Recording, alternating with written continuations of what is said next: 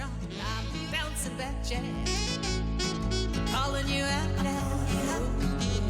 I'm calling you out. Never calling you back. I'm calling you out. I'm calling you out.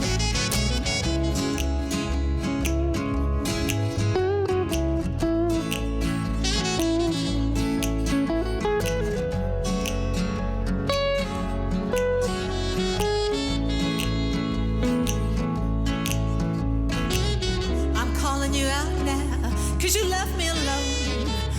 I was charmed and disarmed. I should have known. Now you're ghosting me. I'll be toasting, you see. I'm calling you out now. You just played with my heart. Thank you for joining me for part 2 of my conversation with relationship expert and author Kristine Grant. She's authored titles to include Relationship, How to Write the Words You Really Want to Say, BFF, Be Friendship Focused, and the Be Friendship Focused A through Z Power Cards, Empowering Positive Attitudes, which you can find on Amazon.com. This episode opens with her song Calling You Out from her debut album, Love Letters, released under her pseudonymous name, Tina Rose. The album is currently available on all digital platforms. You can find the complete album by viewing this episode's show description. In part 2 of our conversation, we will talk about her journey and how she helps people tap into what she calls the higher heart, which repairs or enhances any desired connection with another, whether it be with family or an estranged friendship, a spouse or partner, or how to communicate effectively with the person you may have a crush on, or you may just want to attract more love in your life. And who doesn't want more love in their life? And I almost quit after 9 months because of the harassment. And so the captain said, well, you know what, why don't you, I'll send you to typing school and you can be like you can write articles for our newsletter, and you can work in the office here, and I'll be there so nobody, will come at you. And, it's a whole more involved story than all of this, but so I went from there and then eventually transferred to another post. And I ended up teaching swimming to the children at the German Schwimmbad. So Oh, wow. the children of the officers and the enlisted that were there, including children that were disabled, intellectually disabled. And I really enjoyed it a lot. So my uniform went from, that ugly olive green color to to a bikini, and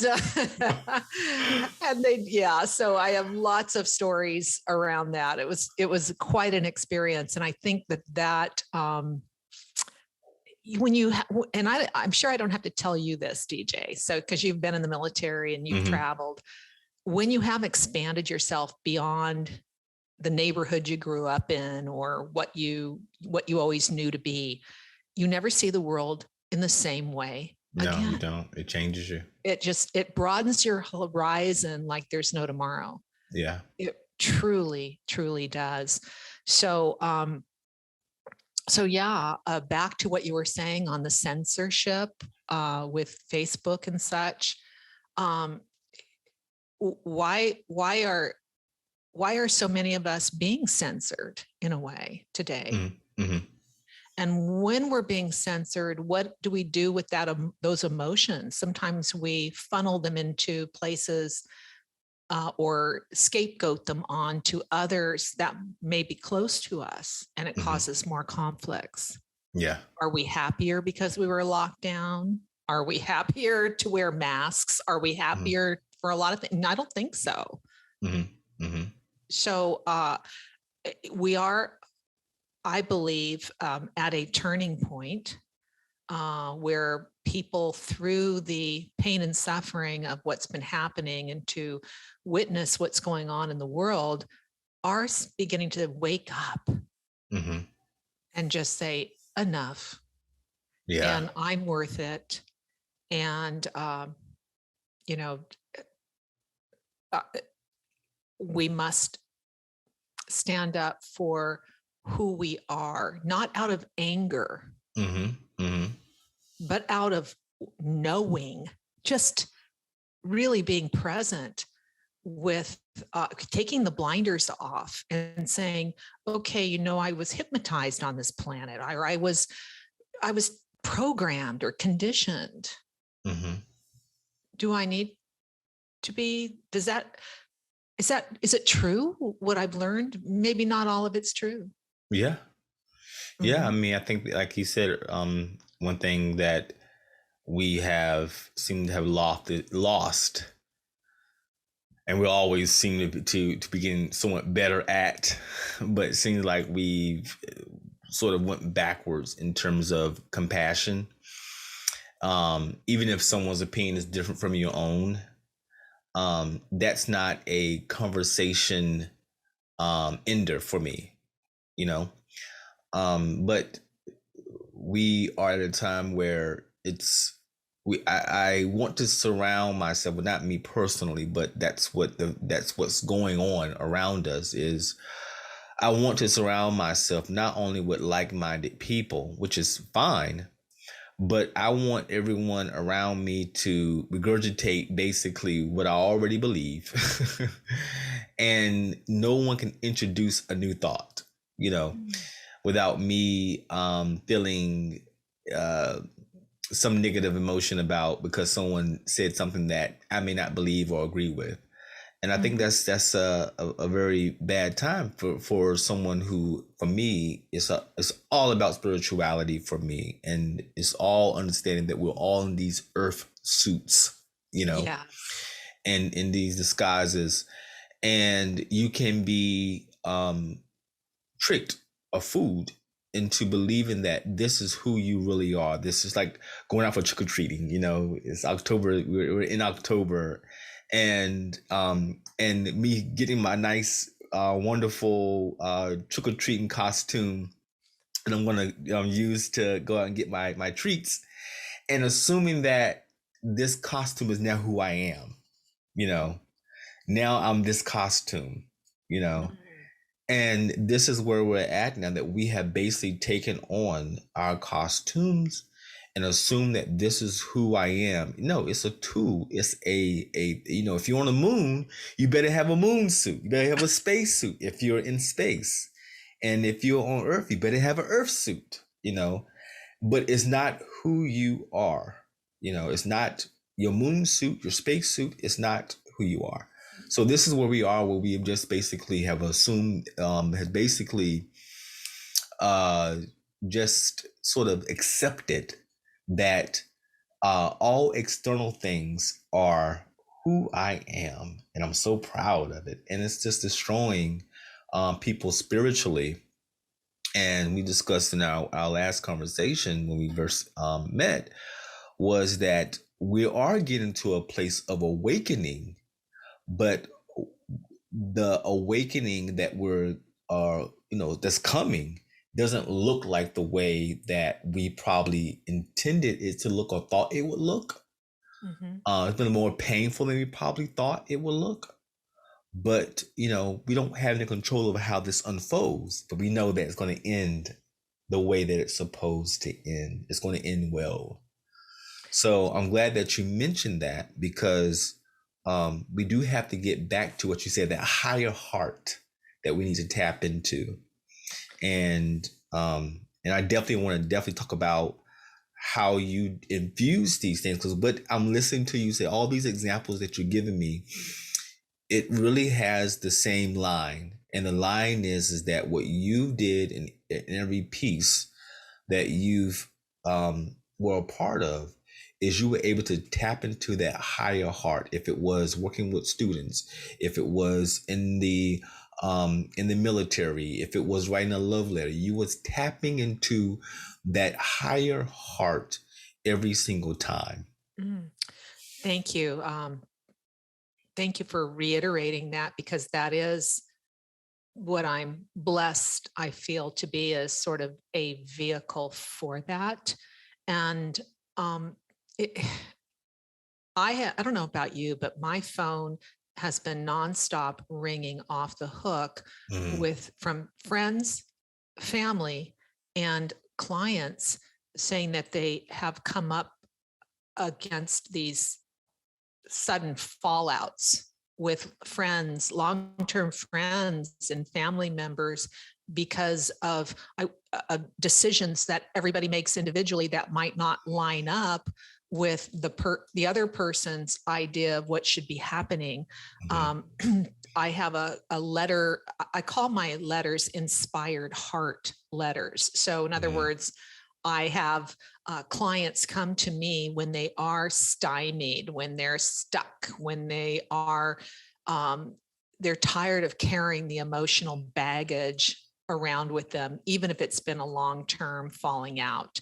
And I will help to read their kind of channel in what needs to occur to resolve it in the best way possible. And let us not forget that every conflict that we run up against with people in our lives, we help to create it.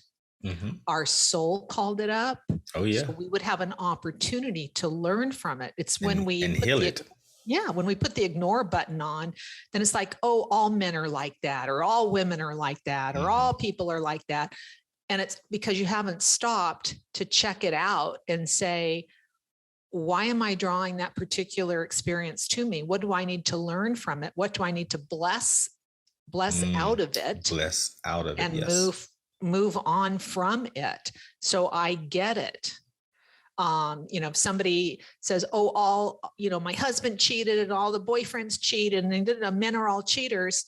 Well, maybe that person didn't attend to that initial wound and realize that that's not in their purview anymore. It's no longer part of their experience. They don't need to understand that. And that actually, when we hold grudges for others, we are, and we've heard it before, drinking the poison that we want to hurt someone else with. Yeah, exactly. So I help to relieve the baggage. And I even spoke to this woman today. She's so sweet. And her, we took a deep dive into her childhood and what her beliefs she grew to believe growing up about herself and about relationships in life. And her current relationship, she is against the JJ, okay, and the JJ, what's that? Or what is it? I don't know if we can talk openly about everything on this show or not, but yeah, we can. I mean, that's one of the wonderful things about podcasting. Okay, so she is against the jab and didn't feel, and she already has a heart issue. She's an elderly woman, and her the man in her life of 7 years. Who actually had formerly worked for the CIA, by the way, under 2 presidents, and he has been vaccinated, and she is trying to enlighten him by telling her story about where the world is and how it's changing and how we all need to be, and he is not open to hear it whatsoever. So after 7 years of having, a pretty normal, whatever that is, relationship, he asked her to pack her bags. Oh God. Yeah. And her story is really an amazing story, but what she learned from it is, I think today she says, wow, I feel like a ton of bricks have been lifted off of me, because it's not about, she's taking it as a personal put down, when we really need to just own who we are, be all we can be, and allow, there's that word again, allow others to make their own decisions to whatever their calling is, whatever their soul, if you will, chooses to experience or not experience. So, and who is that woman that wrote the book, What You Think of Me Is None of My Business? Okay. And so that's kind of, on the same note. So rather than foister our opinions on anyone else. You can inspire by how you live your life and how you are. And if someone asks you, then yes, be open to that. But I don't think, demanding anything of others is going to be a win-win. No, and this person shouldn't have to. I mean, if I'm asking you to change your perspective. What was interesting in our conversation was she said, and I even cleaned his house for him. I said, what? And this guy is very wealthy, by the way. I said, you what? Yes, I cleaned his house. I cleaned his house all the time. I said, did he ask you to? No. Well, wait a second, Cinderella. Guess what? How about if you were to be the queen? How about he cleans your house? I mean, come on. So we get into this, if I do this, therefore I deserve that. And we diminish our own power. I mean, that may be hard to grasp for some people, but it's not, what have you done for me lately? It's how are you being? And would I want someone like me to be my best friend? Yeah, you would. Great. Why? And you start to reflect on what is precious about you. And then you shine that light out into the world. And this is not egocentricity, by the way. This is honoring the self. Right. You would be surprised how your life will change. Yeah. You'll enter a room and people will be like, oh my God, who is that? Seriously. Yeah, I definitely agree with that in terms of, you have to be the light bearer. You have to be the person who, sometimes it's not easy, especially when you are the only one who's bringing in the light. But I would rather be the one bringing the light, because what happens if you are the only positive thing in the room, then you will begin to take on the negativity in the room, or someone has to leave, so or you can transmute and change the energy of that room. So we have to decide, if you want to be the light, then you have to stand. It's not always easy to do. But, happiness is the best revenge. And laughter is medicine. Yes, it is. We're not laughing enough. No, we're not. No, I think we have found some comfort, unfortunately, in disagreeing and being negative. There seems to be, even I was just mesmerized by this 60-minute piece that they did on the young lady who was a Harvard graduate, and she worked at Facebook, and now she's the whistleblower, and she was saying that they discovered through all their, people that, I think she was there to actually look at the statistics and look at how people were sort of reacting to the different things that were on Facebook. And what she discovered is that, and what Facebook actually even discovered, is that people were engaged more so in negative posts. And, of course, they make their money by keeping people engaged. And they said, okay, well, we will set up our algorithms to show more of negative things, because people will engage in those kinds of aspects more readily and things that are positive. So it's like, well, why is that? Why are we at a place where people will more easily and readily engage in some negative thing that's divisive than saying, okay, well, I don't want to see that. I want to see something that's going to get into that higher heart aspect of my being, instead of me engaging in a whole bunch of negative aspects of things that, you may believe or you may not believe. I'm going to share this with you. Because of the work I do in composing other people's inspired heart letters and such, and I've been doing this, like I said, for 17 years, I thought, it's so much of it is channeled in, it's intuitive. And so I thought, well, I better go become a psychic. So I went to a 6-month program, Intuitive Insights, in San Diego to learn how to become a psychic. And I went through it and I was like, oh, that's interesting. And okay. And you got to do grounding cords and all right, I got it, and learn about the chakras and the electromagnetic system. Okay, that's great. So I graduate. Well, every month this training place had an opportunity to have a free psychic reading. So I thought, oh, why not? So I went down for my free psychic reading and they said, oh, you're not getting a reading, you're giving one. And I said, what? They said, you're a psychic. You've graduated. And I'm like, oh my gosh, seriously? They said, okay, we're going to put you with the senior psychic and you can be the junior.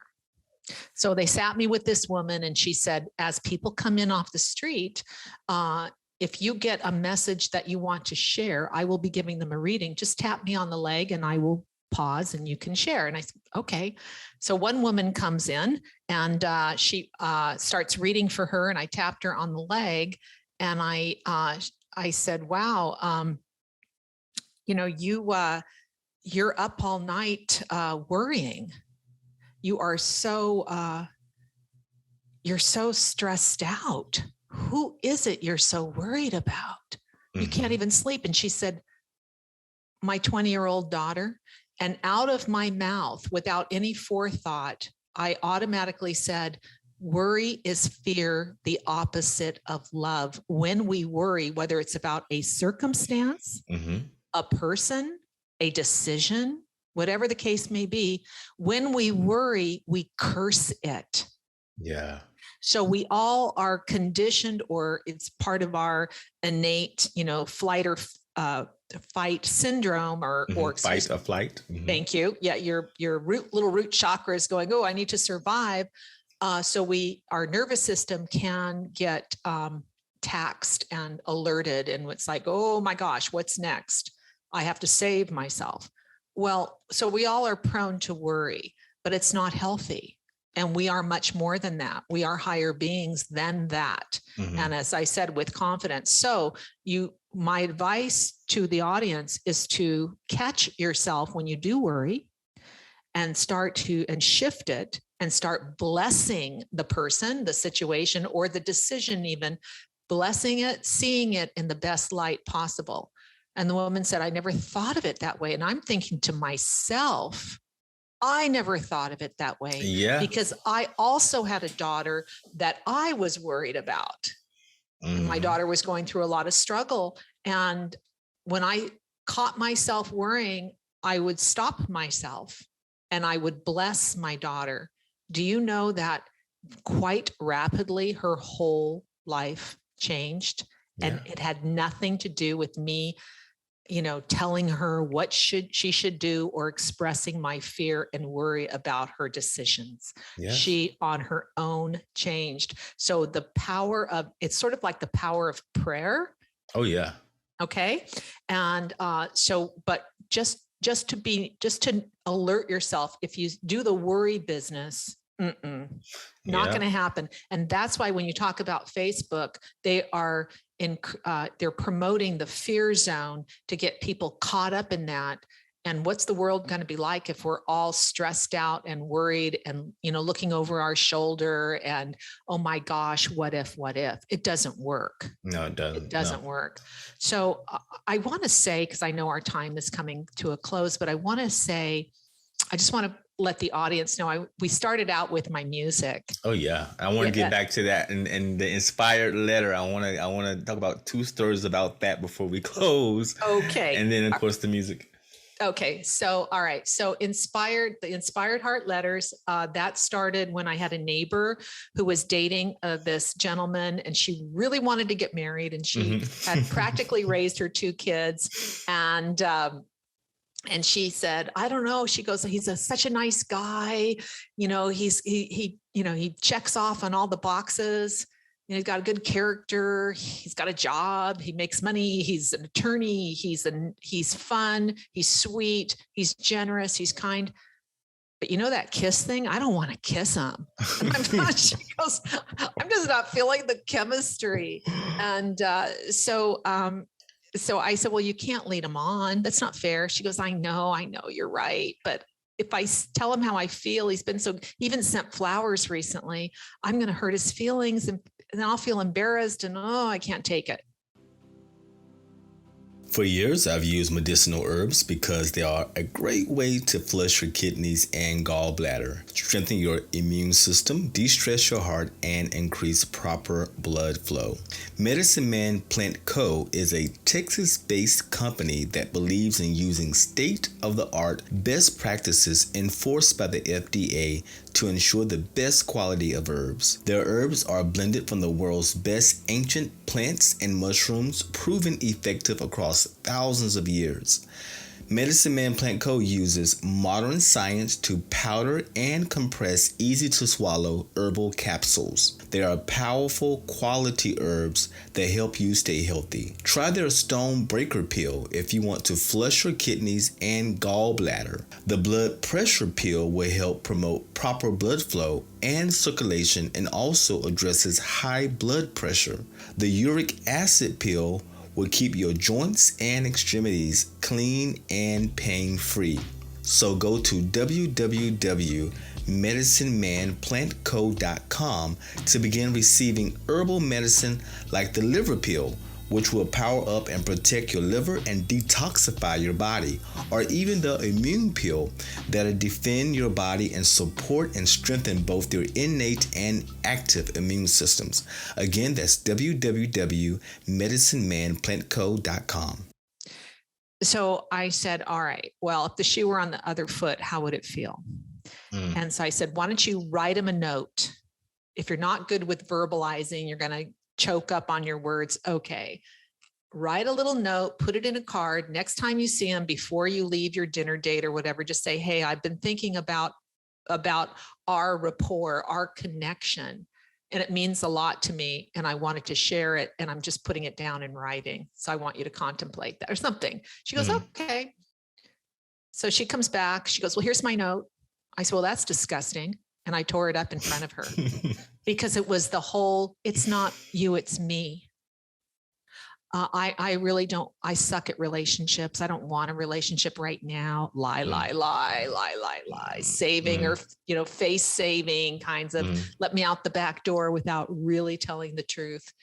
And I said, that's not good. And you're going to get karma for that one, by the way. No. And so I rewrote the note. And she said, wow, that's like perfect. She gave it to him and they remained dear friends. He married a gorgeous woman some years later. And he did handle one of her legal issues with no charge. Wow. So she started asking me for more letters for other things. Then her friends started calling upon me for letters. Then I was getting phone calls from different parts of the United States and Canada. And I just got off a cruise. I hear you write these amazing letters. Help me. And one woman she asked me to write a letter. She was divorced, but her husband was a mean guy. And is this the nerd?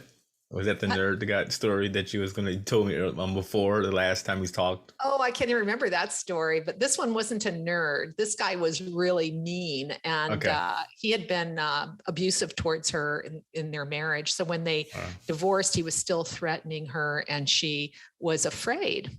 Oh, God. So I wrote him a message, just a message. And she went, oh my gosh, you lifted the weight off my shoulders. And he never bothered her again. So what gets in the way of writing what we need or saying what we need to say is we do. It's the fear factor. It's the apprehension. And sometimes we're just too deep into the muck of it to really see the forest for the trees. I can come in with a broader view with my background in therapy, psychotherapy, human development, spirituality. And I have a way of sort of channeling in the right words for people. So what are the components of writing a great match or Tinder profile? Oh, that one. Okay. Yes. So when you want to, because I also write online dating profiles for people, and that's always a lot of fun for me. So it's really about there. Sometimes you'll get people that say very, quote, kind of silly, nerdy things, you know, the kind of personality that laughs at themselves, you know, before you get a chance to feeling. And it comes out kind of goofy. And then you'll have other people write things that are this laundry list, endless list of everything they want in their woman or their perfect man and what they bring to bear. But there's just all these must be, have to kind of jargon. And it's like, it's very daunting. And one gentleman, I think I shared this one with you because it's one of my most recent ones. His laundry list was so long, and his personality, he's a perfectionist. Okay. And he's hyper focused on everything. So it's like, well, so this is what I really mean to mean, but actually let me dial it in a little bit more, you know, never quite satisfied with making a mistake, if you will. And so his laundry list was substantial. And then at the end he said, and I would love it if my perfect partner really enjoyed her job. And I went, oh my God. Okay, next. Because women, so many of us love our jobs, love our professions. We want to work. That's cool. Some of us have to work. I get it. And if you love it, great. But when we're looking for our ideal partner, on the must be list should not be, and you love your job. You know, that's pretty basic. That's pretty basic. You know, women in general, because I know I'm going to get a lot of feedback on this probably, but in general would love to be with a man that would love for them to work in their beautiful expression or their creativity or their be a leader in the workforce or whatever it is, but without having to, you know. So the meta message was the fact that he brings it up. Either perhaps he had issues with other women in the past that complained about working, or didn't love their job. Yeah, or perhaps he just wants somebody to contribute to the family income, and so you must love your job.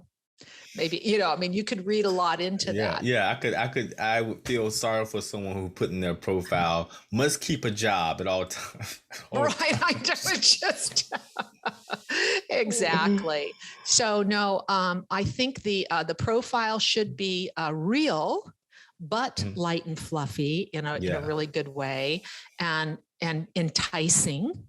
And then you know, when I coach people about their dating experience, I encourage no more than 2 not so long phone calls before you actually meet in person.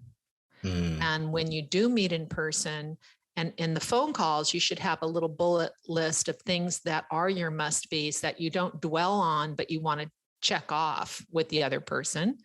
And likewise, when you go on a date, don't be leaning forward and sharing it's all about me kinds of conversations, but sit back and allow and feel the energy of the other person, and calm down.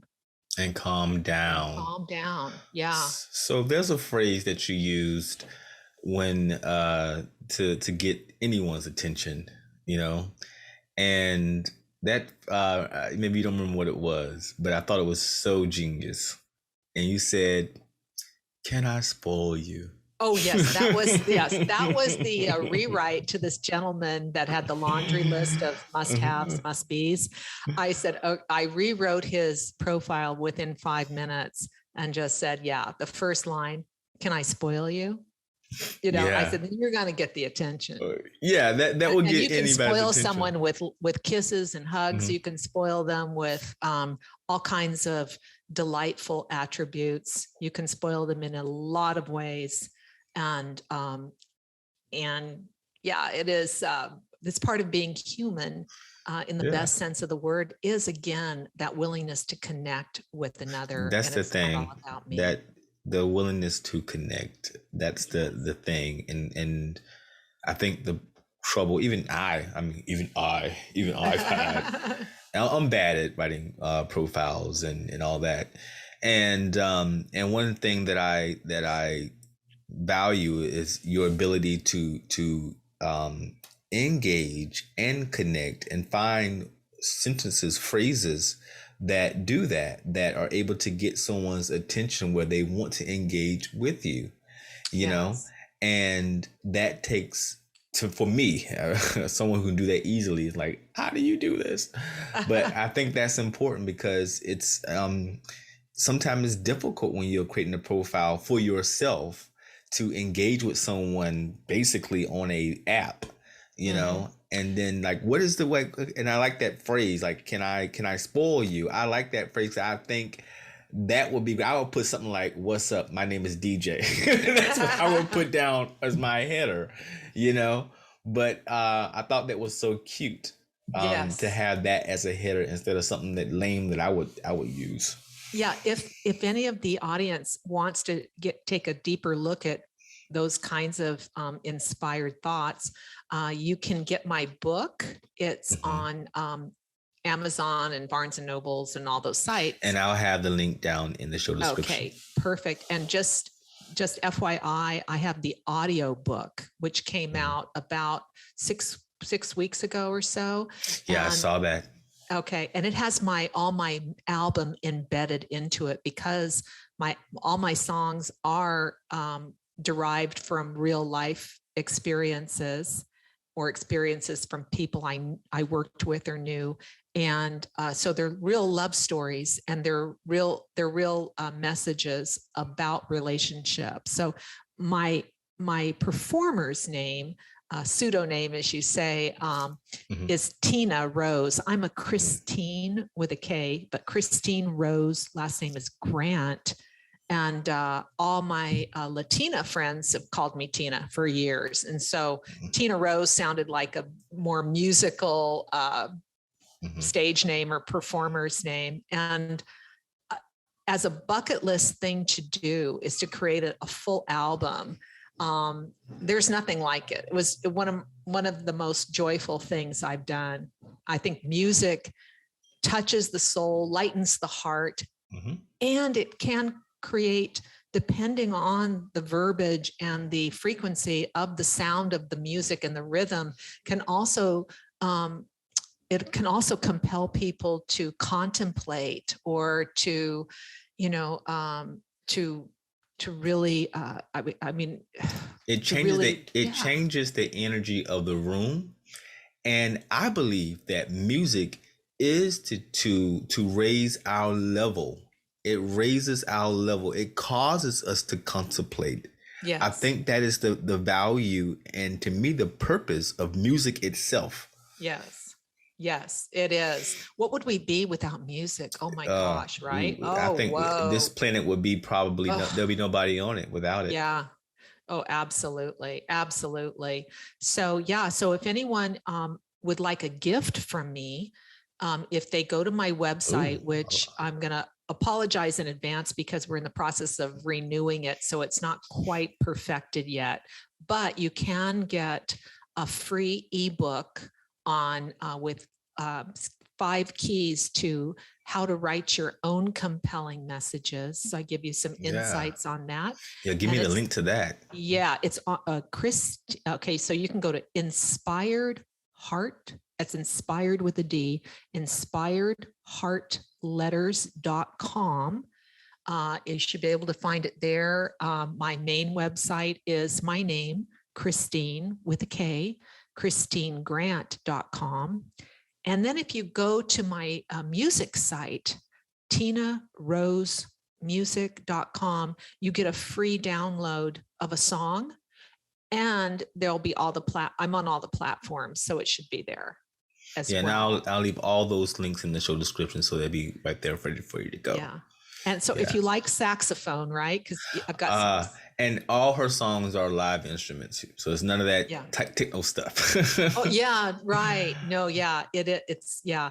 The main instrumentalists are the brothers Corin, and they followed Rod Stewart, Pink, Coldplay, Bon Jovi, and Journey all over the world. And they're from Australia, and I happened to meet them, you know, kind of thing. So I say, when you're open to receive, that's the thing. Don't close yourself off from receiving. Don't saying I need to earn my way to this or that. All is possible if we allow it to be so. Allow. Yes. Yes. So yes, I do have to run. I've got another Zoom call coming, but well, I definitely enjoyed the conversation, and I again, we'll have the links to all those in the show description, so you can find your album and also your books. And I'm going to get your audiobook. I do have an Audible account, but I get a free audiobook every single month. Oh, so beautiful. Yes. So I was going, I already used my 1 credit this month. So I was like, I was trying to I want to get it. So I'm going to get your audiobook next month. So I was trying to, contact you, I need the book. But yeah, I would definitely, because and actually you are the narrator for the book. And I really, so I really like that as well. So yes, and I have a male actor who's reading all the letters nearly half my clientele are men. So for us, within the self-help world, that's a bit unusual, but I help a lot of men, and the areas or the dynamics covered are from A to Z. In other words, I help people that are single, looking for love, and how to navigate through the ups and downs of that. I help people to, I say, reheat the souffle in their marriage or partnership, to spark that, ignite the passion, and move past possible resentments that were built over time, or misunderstandings, or violations even. And so there's that. And then I also help people that are separated or divorced, and to be better co-parents. Excuse me. And how to deal with the entrails of all of that, or blended family issues, when there's new stepchildren and other in-laws and all of that. The dynamics that can come to play can be difficult with accepting the new spouse and all of that. And then also friendship falling outs and estrangement issues. That is a real tough one. In fact, I am going to be offering a webinar soon called Stranger No More. And I'll let you know, DJ, when that comes up. It's probably going to be in a few weeks. And so that's how to find those words for those long lost relationships. And you can't believe it. It's the biggest secret. People don't feel good about saying, hey, I didn't speak to my daughter for 30 years. I've helped people with that. Or I left my son 16 years ago, and I insulted one of them when we happened to connect again. And I can't believe I said what I said, and help. People feel overwhelmed sometimes with all kinds of regrets and shame, which is very low on the frequency meter. I help to raise that, and to help and to relieve that baggage. And it basically is like how to say it, how to say what you really feel. How to say it. What's your approach? How do you string the words together? What words do you use? Words carry frequencies. Oh yeah, it does. Yeah, absolutely. And I just have beautiful stories. So in my books, and it's on Kindle, paperback, hardcover, and again, audio. My children's book is actually, we had the cards, we repurposed it and put that oracle of cards into one book, big guide called Be Friendship Focused. So if you see the cards on Amazon, they may be overpriced because they're being resold. right now what's available is the actual Be Friendship Focused book, but it has all the cards on 8.5 by 11. So it's a large book where you can thumb through and find that inspirational card for the day, as well as receive the scripted dialogue, which teaches any mentor how to help children. This is created for kids between 8 and 12, although all the lessons are universal and apply to any age. Okay, So, definitely. 'Cause I did see the cards online. I did and I think I saw like $88 for it. yeah, that's, I think that's way overpriced and not sold by the original Amazon. I don't know how they get away with doing that, but Well, I'll try to find the original link. yeah, well, so that we can- find Be Friendship Focused, and you'll it's like a coffee table book, but it's a guide. It's an 8 to 10 week process for helping children, again, ages 8 through 12, to come to terms with their own preciousness, and to teach them how to best connect and be successful in life. Yeah, we need that, especially with this Facebook crap out there. Yes, it's like, take the mask off. Hey, we know you. So, all right. Well, I'm so glad that I had a chance to speak with you, and I definitely want to invite you back in the future and discuss maybe your webinar or any other things that you're working on in the future, or maybe a new album. Yeah, you never know. Got another song in my heart that's coming up. Yeah, So, well, that's a songwriter for you. It never stops. yeah, and I love it. I just, we'll talk about that perhaps next time. And I would love to come back. And you're such an amazing and gracious host, and thank you. And I like to say my friend now. So yes, I definitely been listening to your album, saying that's my friend right there. I know her. I know who she is. So yes, I do consider you a friend. Yes. Oh, thank you. Thank you so much. All right. Take care. I'm calling you out now, 'cause you never called me. I'm calling you out, babe. This ain't gonna be fun. Oh, you'll be so sorry you missed out on this one.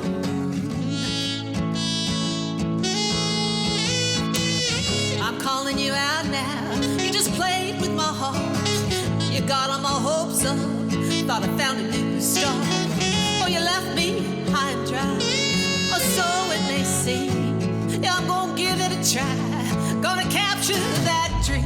Well, you done me so wrong that I'm coming back strong. I'm bouncing back, Jack.